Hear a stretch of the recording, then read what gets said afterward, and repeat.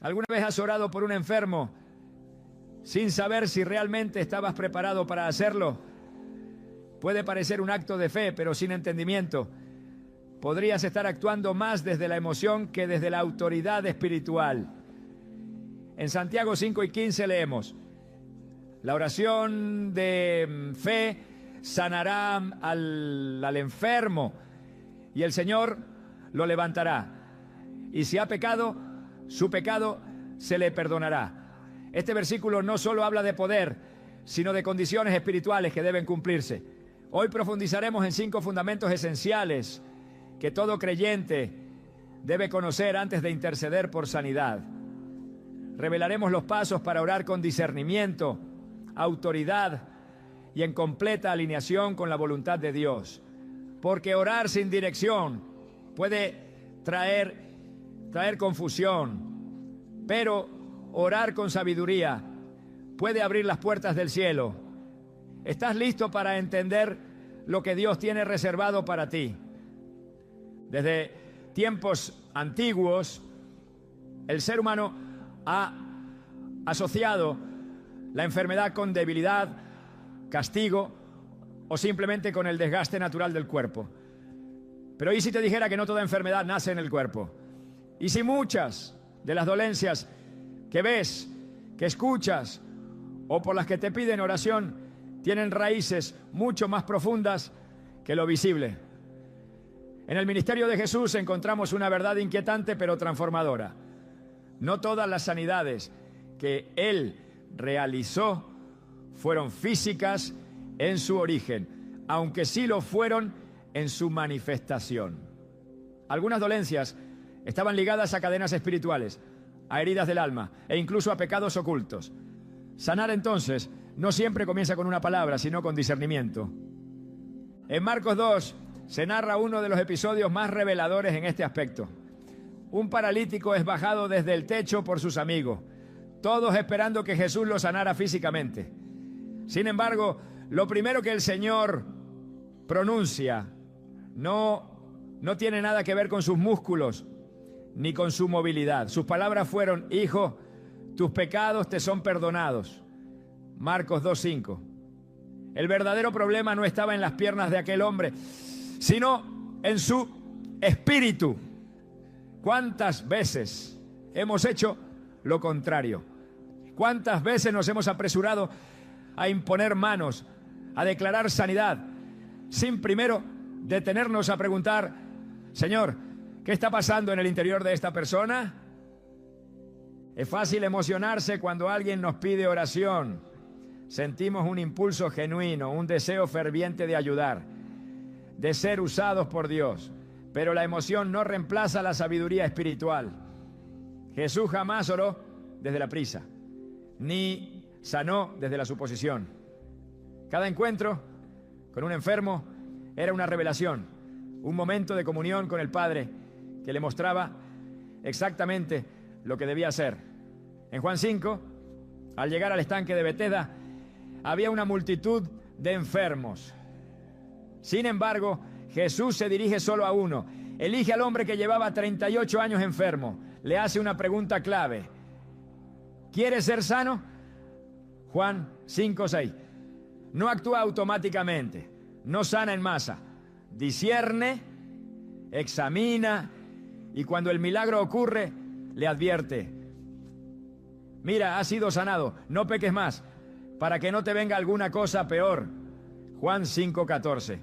¿Qué nos revela esto? Que detrás de ese cuerpo inmovilizado había una historia espiritual sin resolver.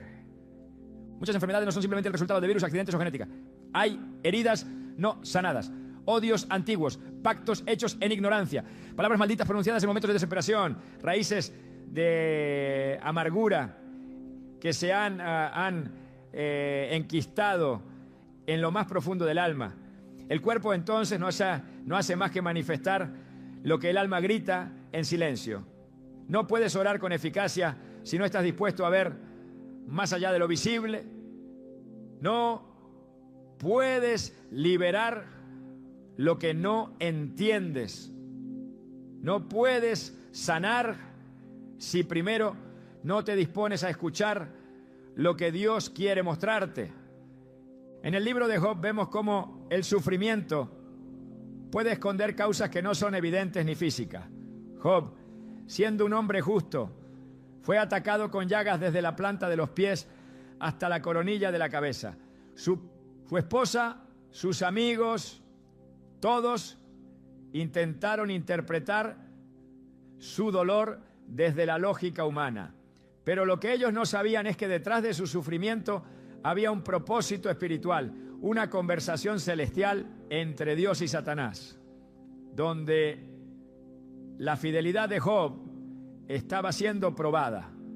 Job no necesitaba una oración superficial, necesitaba comprensión espiritual. Necesitaba que alguien discerniera que su batalla era mayor de lo que se veía. ¿Cuántas veces hemos querido reprender un dolor que en realidad es un proceso divino? ¿Cuántas veces hemos querido callar el gemido de alguien cuando lo que Dios quiere es que esa persona escuche su voz en medio del quebranto? El apóstol Pablo también es un ejemplo claro de cómo una dolencia puede tener raíces más complejas. Él habla en 2 Corintios 12:7 de un aguijón en la carne que lo atormentaba. Rogó 3 veces para que Dios se lo quitara, pero la respuesta divina fue: bástate mi gracia, porque mi poder se perfecciona en la debilidad. 2 Corintios 12:9. En este caso, el problema no era un demonio, ni una falta de fe, ni una maldición. Era una herramienta que Dios mismo estaba usando para que Pablo permaneciera humilde y dependiente.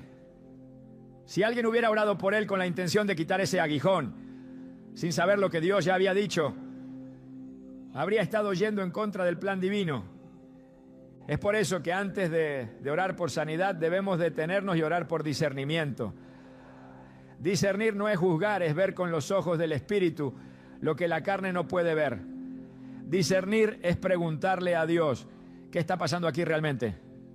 Puede que el Espíritu Santo te revele que esa persona necesita perdonar, que la raíz de su enfermedad no está en su cuerpo, sino en una traición que nunca sanó. Puede que Dios te muestre que antes de orar por liberación, necesitas enseñarles a confesar su pecado. O incluso puede que te diga: no ores ahora, aún estoy trabajando en su interior. Y obedecer eso también es fe. Jesús no tenía miedo de decir verdades duras antes de sanar. En Lucas 13 encontramos a una mujer encorvada por 18 años. Su cuerpo estaba doblado por completo, pero Jesús ve más allá. Declara: mujer, eres libre de tu enfermedad. Lucas 13:12. Y al mismo tiempo afirma que era un espíritu de enfermedad lo que la tenía atada. Él no solo sanó su columna, sanó su alma. Si hubiéramos estado allí y solo hubiésemos orado por su espalda, habríamos ignorado la atadura que la tenía cautiva. Por eso, antes de orar, pregúntate: ¿esta persona necesita una medicina o necesita liberación? ¿Esta dolencia es un síntoma o una raíz? ¿Estoy orando desde lo que veo o desde lo que Dios me muestra? La verdadera intercesión nace del conocimiento espiritual. Cuando Samuel unge a David como rey, no lo hace por apariencia. Dios le dice: no mires a su parecer, porque Jehová no mira lo que mira el hombre. 1 Samuel 16:7. Este mismo principio aplica a la sanidad. No mires solo lo visible. No ores desde la emoción, ora desde la revelación. Recuerdo el testimonio de una mujer que sufría dolores constantes en el pecho. Había visitado médicos, había recibido múltiples oraciones, pero nada cambiaba. Hasta que un día, durante un momento de oración profunda, el Espíritu Santo le mostró que guardaba rencor contra su madre por un abandono en la infancia.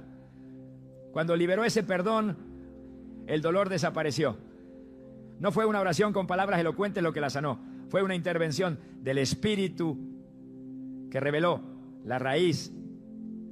¿Qué habría pasado si solo hubieran seguido orando por su cuerpo? ¿Cuánto más habría cargado un dolor que no tenía origen físico? Orar por sanidad no es solo una acción de fe, es un acto de guerra espiritual. Y como en toda guerra necesitas estrategia, guía y claridad de propósito. En Efesios 6, Pablo habla de la armadura de Dios y menciona el cinturón de la verdad, la espada del Espíritu, el escudo de la fe. ¿Por qué? Porque no luchamos contra carne ni sangre, sino contra potestades. Y muchas enfermedades, aunque se manifiestan en carne, tienen su origen en batallas invisibles. Si no lo entiendes, puedes entrar a pelear con las armas equivocadas. Pero si estás dispuesto a detenerte, a escuchar, a ser guiado, verás que no hay dolor que Dios no pueda transformar, ni alma que Él no pueda liberar, si primero se identifica la verdadera causa. Este primer paso es vital. Si no lo tomas en serio, puedes orar desde la compasión pero sin dirección, desde el deseo pero sin respaldo divino. Pero cuando entiendes que cada caso es único, que cada dolor tiene una historia y que no todas las heridas se ven a simple vista, entonces te conviertes en un verdadero instrumento de sanidad. No uno que impone, sino uno que revela. No uno que declara sin pensar, sino uno que escucha al cielo antes de hablar en la tierra. Jesús nunca actuó sin consultar al Padre. En Juan 5:19, Él mismo dice: el Hijo no puede hacer nada por su cuenta, solo lo que ve hacer al Padre. ¿Y nosotros? ¿Cuánto más necesitamos detenernos, esperar y preguntar antes de actuar? El deseo de sanar es noble, pero el poder para hacerlo no viene de nosotros, viene de Dios y solo se manifiesta cuando caminamos en obediencia y discernimiento. Hoy más que nunca necesitamos creyentes que no solo oren con fe, sino con entendimiento, que no repitan fórmulas, sino que escuchen la voz del Espíritu, que no se guíen por lo aparente, sino por lo eterno. Porque detrás de cada dolor hay una historia. Y detrás de cada historia hay una verdad que el cielo quiere revelar. ¿Estás dispuesto a ver más allá de los síntomas? ¿Estás listo para ser un canal de sanidad que discierne, escucha y actúa bajo la guía divina? Entonces, antes de orar por un enfermo, pregúntale al Espíritu Santo: ¿qué es lo que tú ves que yo no veo? Solo así tu oración será más que palabras. Será un puente entre el cielo y la sanidad verdadera. Cuando una persona enferma se acerca en busca de oración, lo primero que se espera es una respuesta externa. Palabras, gestos, tal vez una imposición de manos o una declaración de fe. Pero la verdadera oración que transforma no comienza con la boca, comienza con el corazón, y no con el corazón del enfermo, sino con el del intercesor, porque la Escritura no promete que cualquier oración tiene poder, sino que la oración del justo puede mucho. La promesa no recae en la forma, sino en la condición espiritual de quien se presenta ante el trono de Dios. Santiago 5:16 es directo al respecto.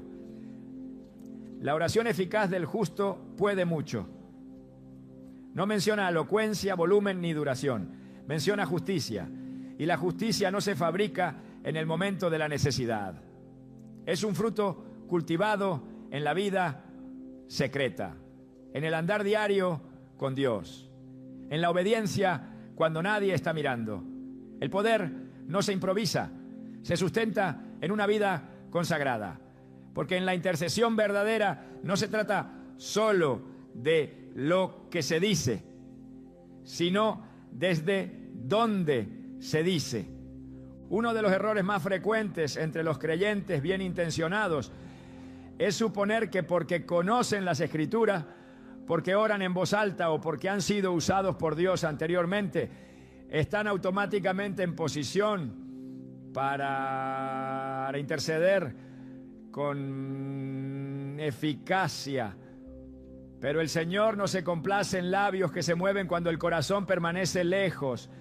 Isaías 29:13 dice: este pueblo se me acerca con la boca y me honra con los labios, pero su corazón está lejos de mí.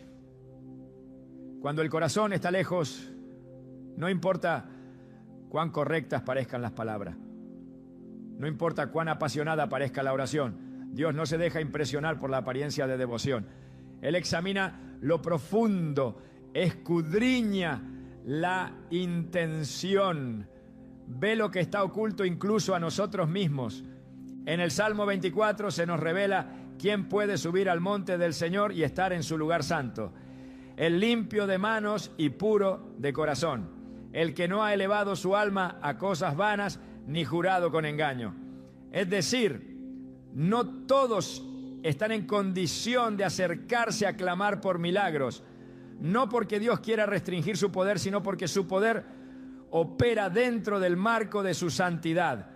La autoridad espiritual no es un don que se activa por necesidad, es una consecuencia de una vida rendida.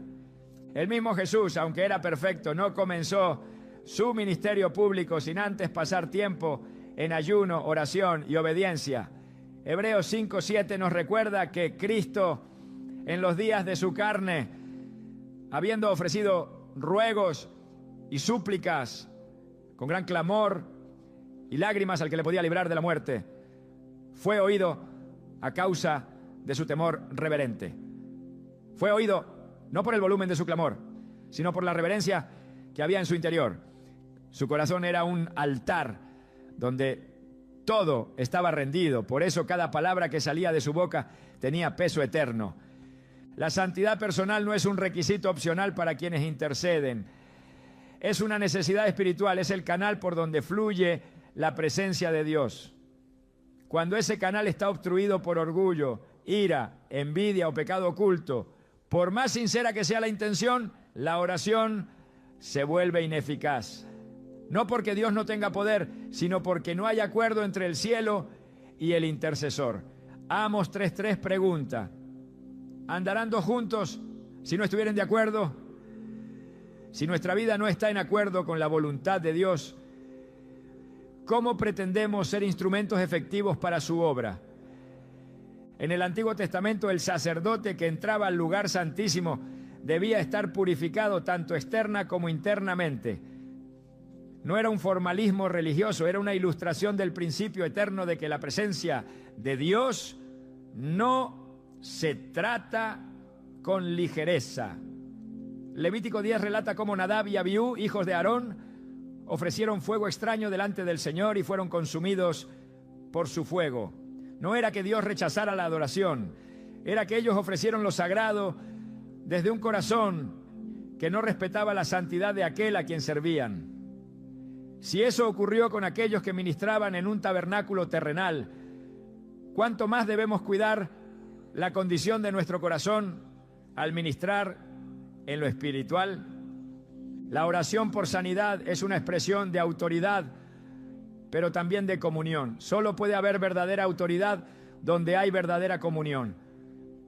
Y la comunión no se mantiene con confesiones vacías, sino con vidas limpias.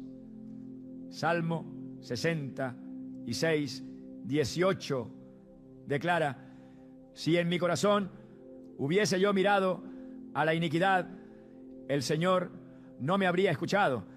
Esto no es un castigo, es un principio.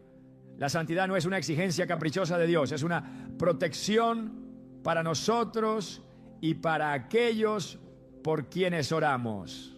Porque cuando se ora desde un corazón contaminado, no solo no se produce sanidad, sino que se corre el riesgo de abrir puertas espirituales innecesarias.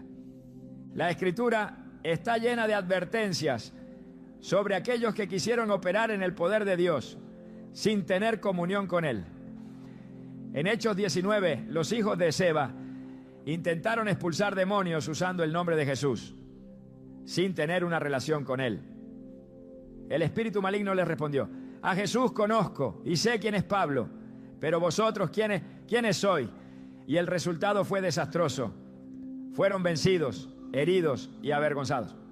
El nombre de Jesús no es una fórmula mágica. Es una autoridad que se activa solo en aquellos que están en obediencia y rendición total.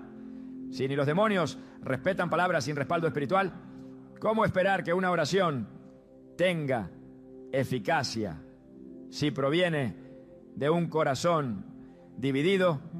Dios no rechaza al pecador que se humilla, pero no respalda al que intenta usar su poder sin rendirse a su carácter.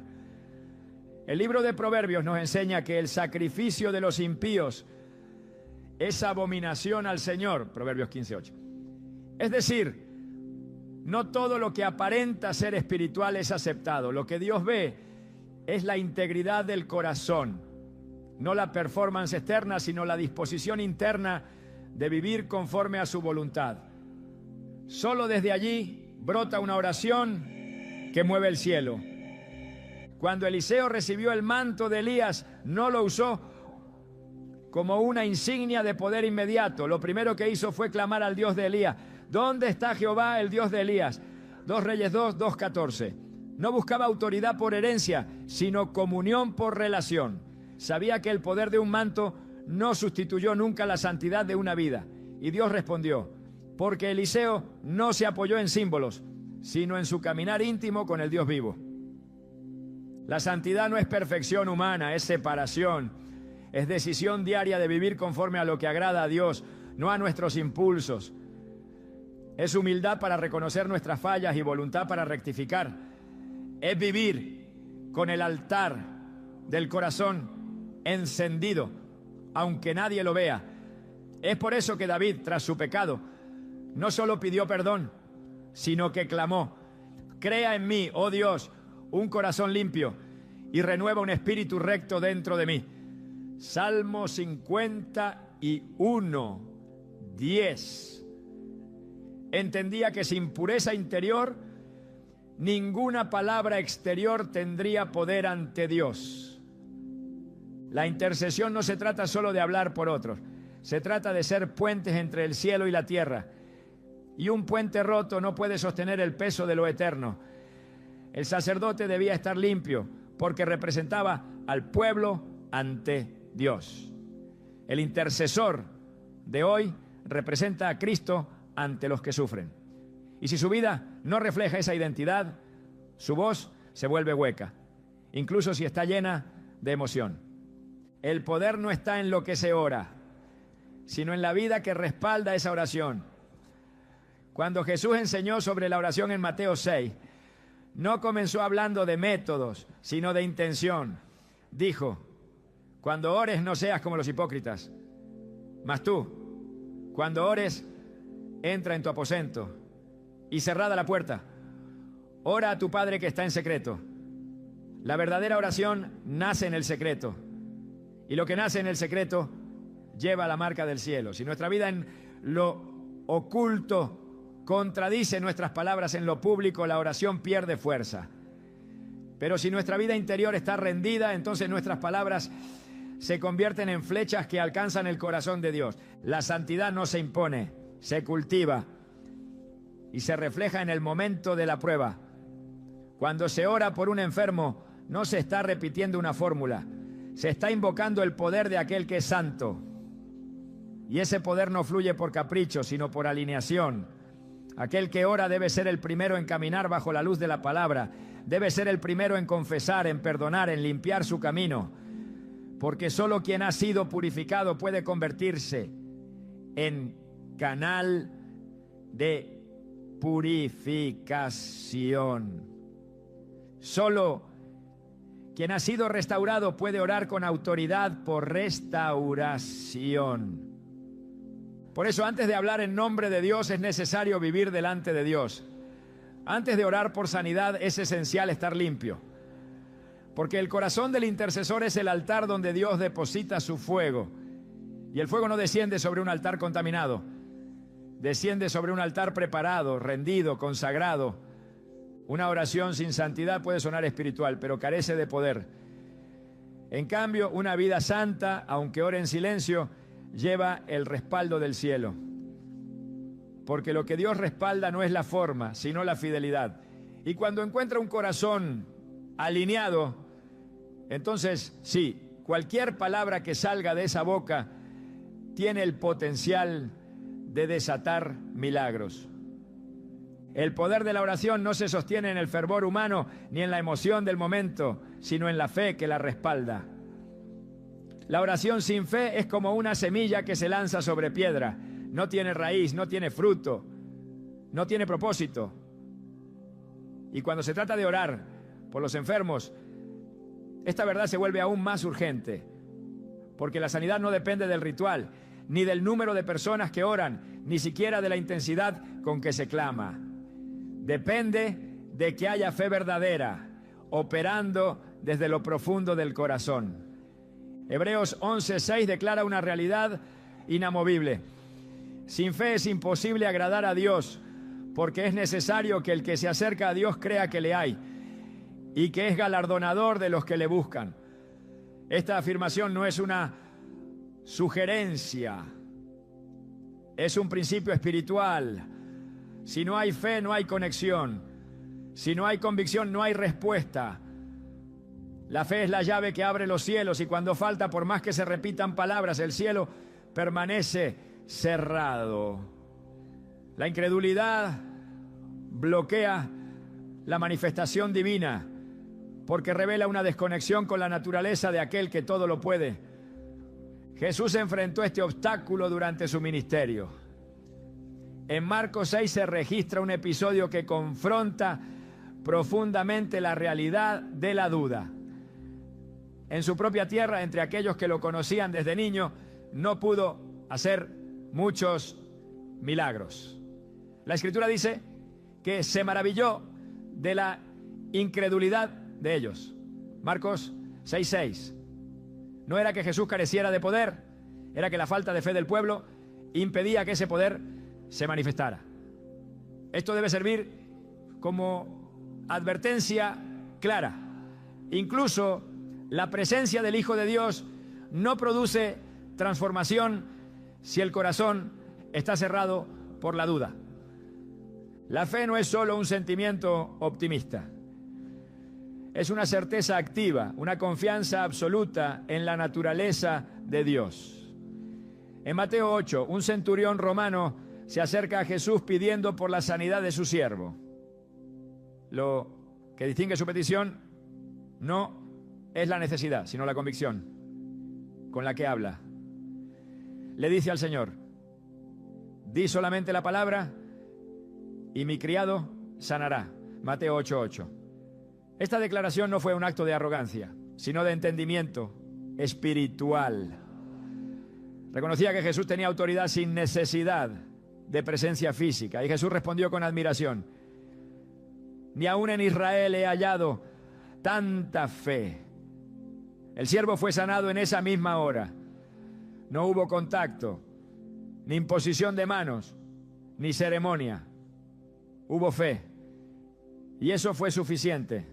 En contraste, encontramos episodios donde la duda tuvo un efecto devastador. En Mateo 17, un padre lleva a su hijo endemoniado a los discípulos de Jesús, pero ellos no logran liberarlo. Más tarde, Jesús les revela la causa del fracaso: por vuestra poca fe. Mateo 17:20. Les asegura que si tuvieran fe como un grano de mostaza, podrían mover montaña. Lo que limita no es el tamaño del problema, sino la ausencia de convicción en el corazón del que ora. La duda no es neutral. La duda contamina. La duda sabotea desde dentro. Santiago 1 añade una advertencia tajante. Dice que quien pide sin fe es semejante a la onda del mar, que es arrastrada por el viento y echada de una parte a otra. Y concluye: no piense pues quien tal haga que recibirá cosa alguna del Señor. Esta palabra no deja espacio a la ambigüedad. Si hay vacilación, no habrá respuesta, porque la fe verdadera no fluctúa con las emociones ni depende de lo que se ve. La fe mira lo invisible y lo cree como real. La fe permanece cuando todo lo demás se tambalea. El poder de Dios nunca ha estado en cuestión. Desde el principio, el Señor ha mostrado su autoridad sobre toda enfermedad. Pero a lo largo de la Escritura queda claro que la fe del intercesor tiene un papel determinante. En Hechos 3, Pedro y Juan se encuentran con un cojo en la puerta del templo. Pedro, lleno del Espíritu, no le ofrece dinero ni promesas vacías. Le dice: no tengo plata ni oro, pero lo que tengo te doy. En el nombre de Jesucristo de Nazaret, levántate y anda.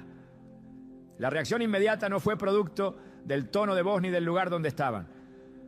Fue el resultado de una fe viva, operante, convencida del poder del nombre de Jesús.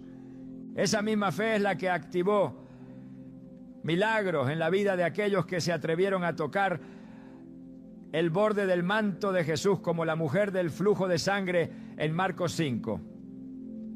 Ella no habló con él, no pidió permiso, no explicó su situación, solo pensó: si tan solo toco su manto, seré sana. Y así fue. Jesús, al sentir que poder había salido de él, la busca y le dice: hija, tu fe te ha hecho salva, ve en paz y queda sana de tu azote. La fe no fue el complemento, fue la causa directa del milagro. Cuando se ora por un enfermo es vital comprender que la atmósfera espiritual debe ser alimentada por la convicción, no por el temor al fracaso. El que ora dudando de que algo pueda ocurrir ya ha puesto límites donde Dios no los ha puesto. El temor puede disfrazarse de prudencia, pero en realidad muchas veces es incredulidad que se camufla con palabras piadosas. Jesús nunca oró preguntándose si Dios obraría. Siempre oró con la certeza de que el Padre lo escuchaba. Juan 11, 41 a 42 lo demuestra cuando ora en la tumba de Lázaro. Padre, gracias te doy por haberme oído. Yo sabía que siempre me oyes. La fe de Jesús no esperaba una señal para creer. Ya creía antes de ver. Esta es la fe que transforma, no la que se activa solo cuando todo sale como se esperaba, sino la que persiste cuando la respuesta aún no ha llegado. Es la fe que no retrocede ante el silencio, ni se debilita ante los síntomas, ni se frustra ante la espera. Es la fe que conoce el carácter de Dios y confía en su palabra, aunque las circunstancias parezcan contradecirla. Romanos 4 describe esta clase de fe en Abraham, quien creyó en esperanza, contra esperanza, sin vacilar, estando plenamente convencido de que Dios era poderoso para hacer lo que había prometido. Cuando la oración por sanidad nace desde esta fe, los cielos se abren. Pero si nace desde la incertidumbre, se convierte en un ejercicio vacío. No se trata de manipular a Dios, sino de alinearse con su voluntad y confiar en su capacidad. A veces la duda entra sutilmente disfrazada de humildad, como si fuera atrevido creer que algo tan grande pueda suceder. Pero la verdadera humildad no duda del poder de Dios, lo exalta. La humildad se rinde al plan de Dios, pero nunca lo limita con incredulidad. El que intercede debe examinar su corazón. Debe preguntarse si realmente cree que Dios puede sanar aquí y ahora. Debe evaluar si su fe está en el poder del Espíritu o en la experiencia previa. Porque la fe no se fundamenta en resultados pasados, sino en la naturaleza eterna de Dios. Si se confía más en lo que ocurrió antes que en lo que Dios puede hacer ahora, entonces la oración ha perdido su fundamento. La fe no mira hacia atrás buscando validación, mira hacia arriba buscando dirección. La Escritura nos exhorta constantemente a orar con fe. En Marcos 11:24 Jesús dice: por tanto, os digo que todo lo que pidáis orando, creed que lo recibiréis y os vendrá.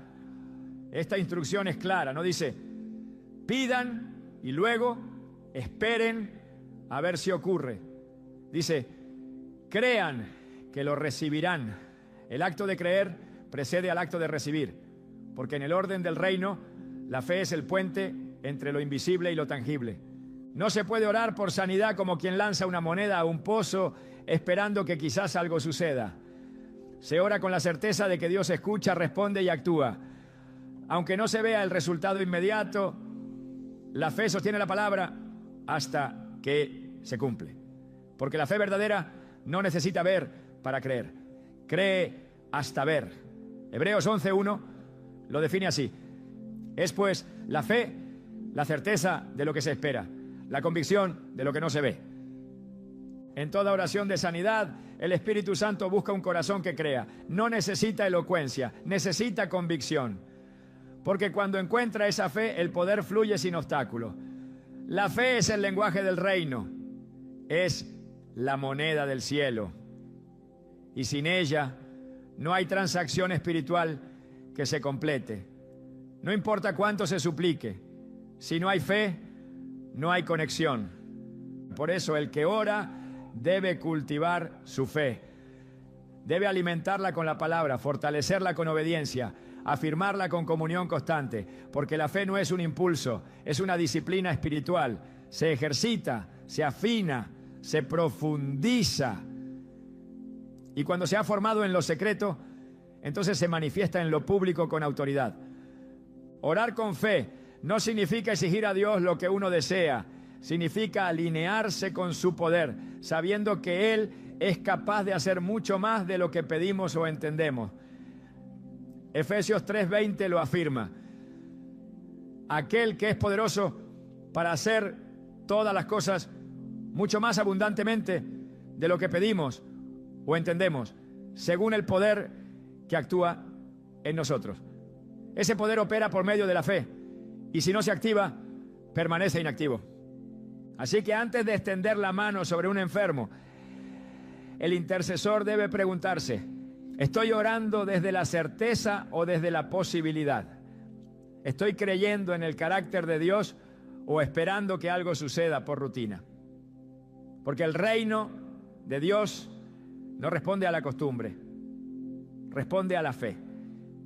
Y donde hay fe viva, Dios se mueve. Donde hay convicción profunda, lo invisible se vuelve visible. Donde hay certeza en el corazón, hay milagros en la tierra. El deseo de ver a alguien sanar puede ser tan intenso, tan legítimo, que fácilmente olvidamos que la voluntad de Dios no siempre se alinea con la urgencia humana. Porque mientras nosotros oramos con el anhelo de que el sufrimiento termine hoy, el cielo tiene en cuenta un propósito eterno que va más allá del alivio inmediato. Y si ese propósito aún no se ha completado, ningún clamor, por muy bien intencionado que sea, puede forzar un milagro que Dios no ha autorizado. Orar sin haber discernido si hay permiso del cielo es como lanzar una red sin saber si hay peces en el agua.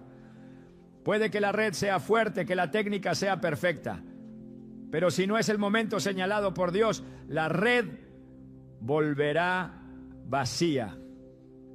El problema no es la falta de poder, es la falta de alineación.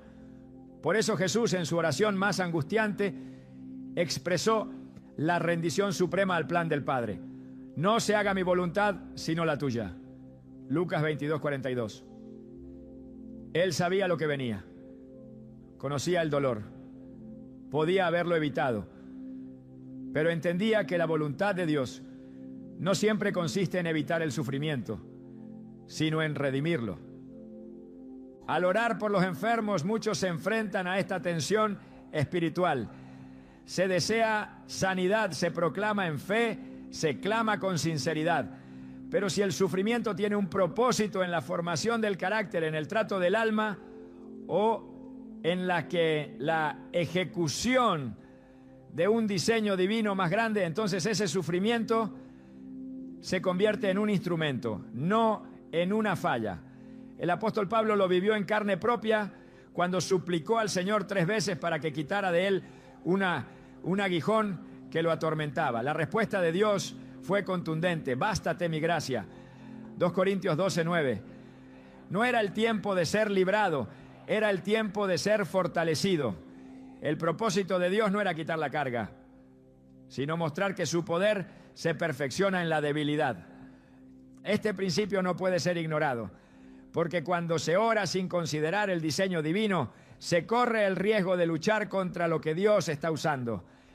Se puede estar reprendiendo una situación que Dios está utilizando para revelar su gloria.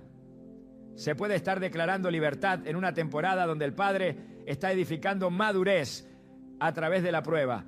Y aunque parezca contradictorio, hay momentos en que Dios permite el dolor como parte del camino hacia una sanidad más profunda. Una sanidad que no siempre es física, sino espiritual, emocional, eterna. En el libro de Isaías, el profeta describe a Cristo como varón de dolores, experimentado en quebranto.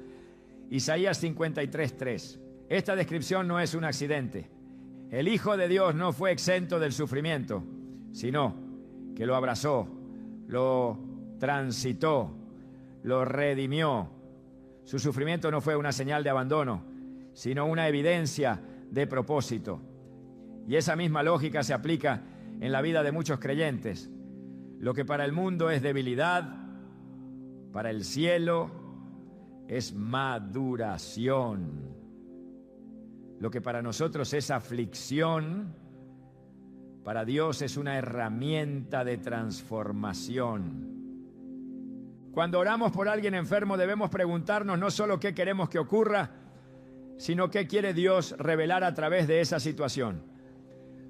La oración que cambia las cosas no es la que insiste sin dirección, sino la que se alinea con la intención divina. No se trata de renunciar a la fe, sino de ejercitar una fe madura, una fe que entiende que el poder de Dios se manifiesta tanto en el milagro como en la resistencia, tanto en la liberación como en la perseverancia. Porque a veces el verdadero milagro no es que la enfermedad desaparezca, sino que el alma permanezca firme en medio de ella. Job es uno de los ejemplos más profundos de esta verdad.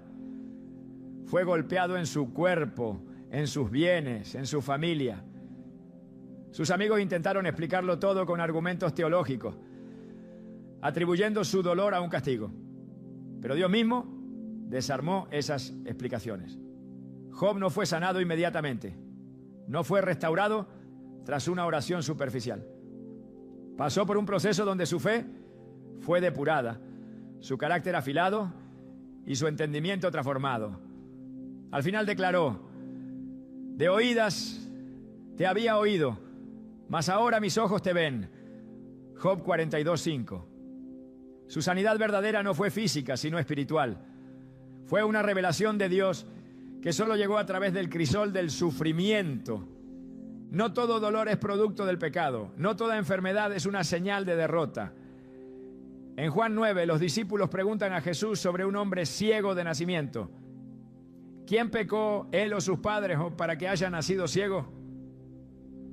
Jesús responde: ni él pecó ni sus padres, sino para que las obras de Dios se manifiesten en él. Juan 9:3. Esta respuesta desbarata toda lógica humana. La ceguera no era castigo, era plataforma. No era resultado de maldición, era escenario para la gloria. Y si eso es cierto, entonces debemos comprender que no todo sufrimiento debe ser eliminado de inmediato. A veces debe ser comprendido. A veces debe ser transitado con obediencia. Orar sin discernir el tiempo de Dios puede generar frustración espiritual. Cuando la sanidad no llega, algunos cuestionan la fe, otros culpan al enfermo y otros más entran en confusión. Pero si se entendiera que cada situación tiene una agenda divina, se oraría con más sabiduría y menos ansiedad, porque la fe no es impaciencia disfrazada, es confianza en que Dios sabe lo que hace aun cuando no lo entendemos. Es entrega total a su soberanía, incluso cuando nuestras expectativas no se cumplen. Jesús mismo enseñó que hay procesos que no se resuelven con simples palabras, sino con consagración.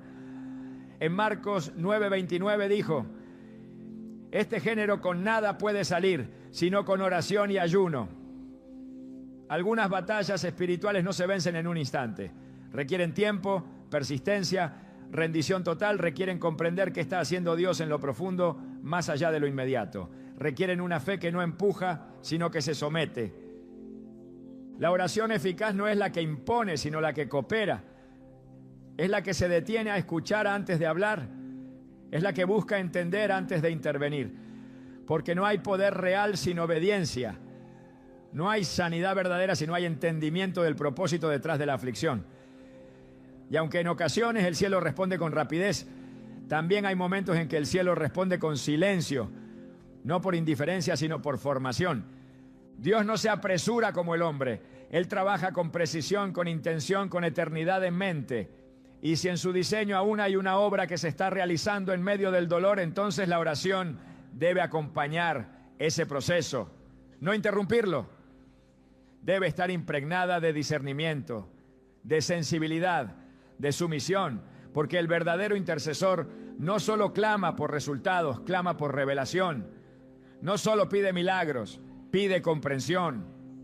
Hay ocasiones donde el enfermo necesita más una palabra de consuelo que una palabra de sanidad, más una afirmación del amor de Dios que una promesa de liberación, porque si su corazón no ha sido preparado para recibir el milagro puede convertirse en obstáculo. Jesús dijo en Mateo 12, 43 a 45, que cuando un espíritu inmundo sale de una persona y no encuentra reposo, vuelve y encuentra la casa barrida, pero vacía. Y el estado final de esa persona puede ser peor que el primero. No todo cambio es bendición si no ha habido transformación interior. Por eso, antes de orar para que algo termine, se debe orar para que el propósito se cumpla. Antes de pedir que la aflicción se vaya, se debe preguntar si ya ha cumplido su función.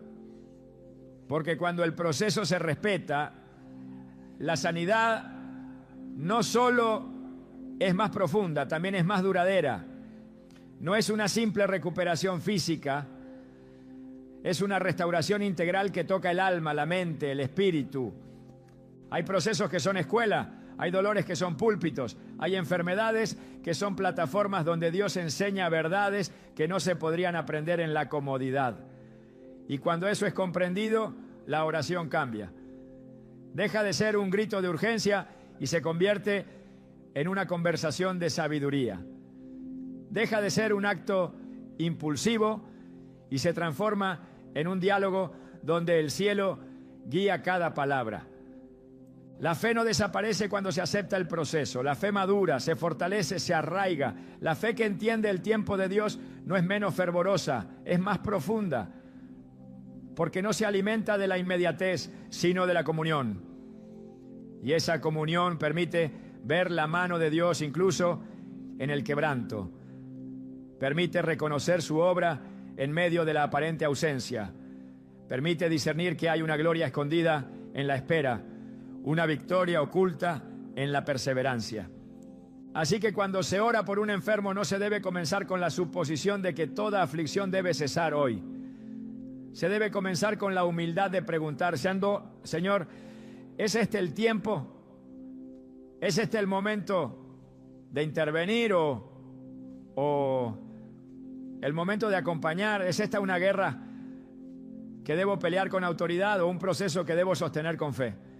Y cuando esas preguntas se hacen con sinceridad, el cielo responde. No siempre con la respuesta que se espera, pero siempre con la que es necesaria.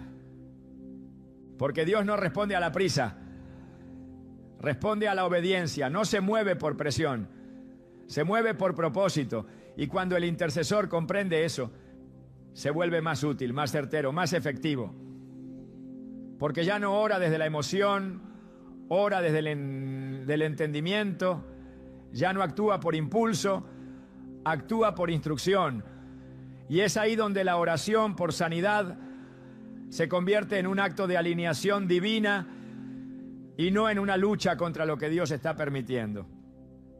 El poder de la oración por sanidad no descansa en la fuerza emocional del creyente, ni en la repetición fervorosa de palabras, sino en la autoridad delegada por Cristo a aquellos que han sido llamados a representarlo. La diferencia entre una oración efectiva y una que se disuelve en el vacío no radica únicamente en la fe con que se pronuncia, sino en la autoridad espiritual desde la cual se emite. Y esa autoridad no es humana, no es heredada por posición eclesiástica, ni se adquiere por experiencia acumulada. Proviene únicamente de una relación viva con Jesucristo y de una identidad asumida con claridad. Cuando Jesús